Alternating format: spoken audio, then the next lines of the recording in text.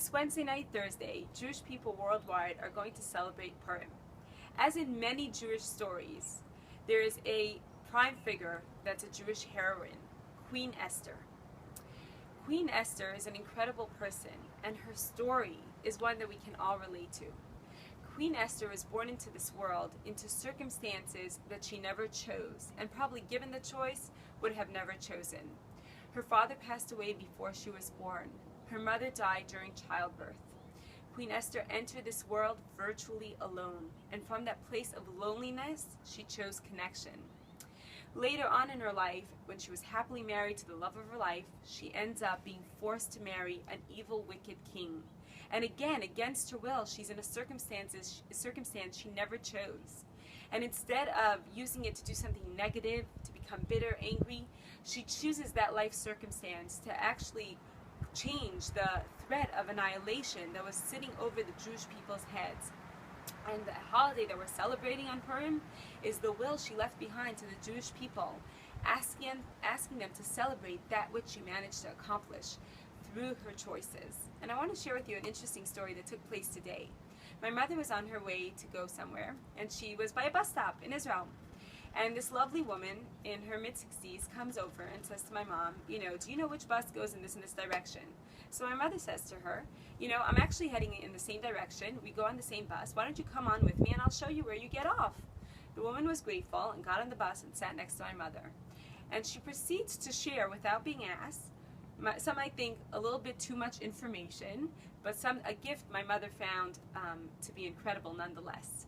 This is her life story. She got married very young. When she was 25 and had 3 kids, her husband was in a tragic car accident with one of their kids in the car. The car went on fire. Both her husband and her child that were in the car died, and she was left widowed at the age of 25 with 2 little kids.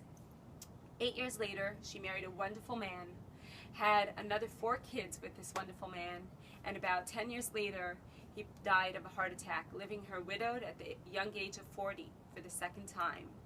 She looked at my mother and she said, "At this point in my life, I've been alone for many, many years. I want you to know," she had no idea my mother was a recent widow. She said, "I want you to know that we don't choose life circumstances, but we choose how we're going to react to them. We choose if we're going to be happy. We choose if we're going to connect. We choose if we're going to be loving. Those are the choices we do have." My mom called me up and she shared with me the story because my mom is a recent widow. We're all recent orphans, my siblings and I, and the holidays are coming up and we're having a really hard time. And my mom said to me, she felt like God sent her a little message over there, right?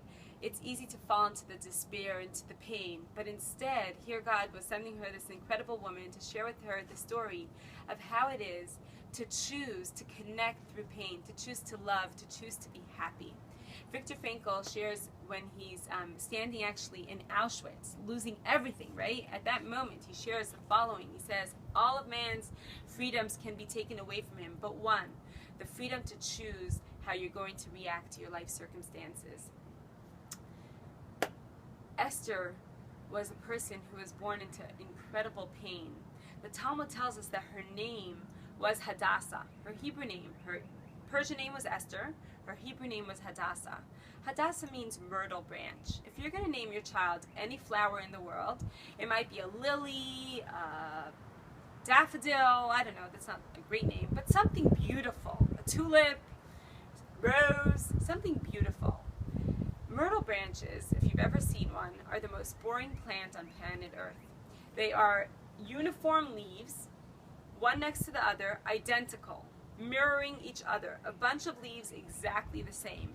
It's like naming your child Boredom. May you be destined to a life of boredom. Why would her name be Hadassah? Of all plants in the world, why would her name be Myrtle? And our rabbis teach us, the Maharal teaches us something beautiful. He says that Esther's incredible gift in life was the ability to reach in deep into the pain that she experienced and to use that to transcend, to connect, and to make this world a beautiful, a better place than it was before she entered it. So when she saw another person she didn't see the differences that appear to most people's eyes. You know, I'm not like you, you're not like me. She saw everyone as being exactly like her. In what way? She saw beyond that which met the eye. She saw the inner beauty that exists within everyone and everything, because she didn't stay on the surface. She tapped in deep into her own gap, and she chose transcendence and connection. That is who Esther was. On Purim, we have 4 commandments, 4 mitzvot that Esther mandated and our rabbis mandated us with. Those 4 mitzvot are giving charity to the poor, giving a basket of food that includes 2 different food groups to one person, a friend, a neighbor, sitting to a meal, a festive meal with friends and family, and hearing the story of Esther being read. And they're actually all very intertwined and connected. The story of Esther is read to remind us that in all of our life circumstances, we can choose our pain, our discomfort, the life circumstances that we didn't choose, in order to connect, to transcend, to reach the other, to love, to find the commonality, the similarities with each other, instead of disconnecting, disengaging. And so if you look at all those mitzvot, taking care of the poor, giving a gift to a friend, sitting and enjoying life, not because it's easy, not because life is going just as we plan, but because we can always choose to find the beauty and the connection around us, and choosing to hear the story of this incredible redemption that comes about through this incredible heroine. That is the message of Purim. If we can give that over to our kids through helping them give out those baskets to their friends, through helping them give the charity, through sitting at that meal and hearing the story, then we really have accomplished everything that we need to on Purim. May you have a beautiful, happy, and meaningful Purim. May we all get to use our life circumstances to transcend and to connect and to make this world a beautiful place, a better place than it was when we entered it. Have a beautiful Purim.